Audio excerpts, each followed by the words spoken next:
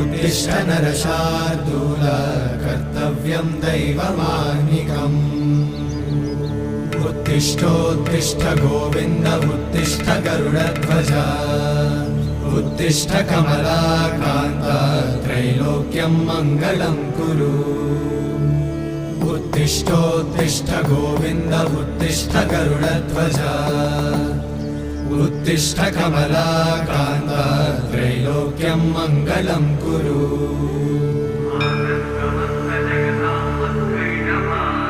मातः समस्त जगतां मधुकैटभारे वक्षो विहारिणि मनोहर दिव्यमूर्ते श्रीस्वामि निश्चित जनप्रिय दानशीले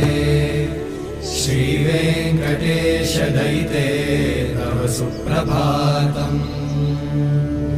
तव सुप्रभातमरविन्दलोचने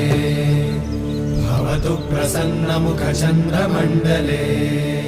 विधिशङ्करेन्द्रवनिताभिरर्चिते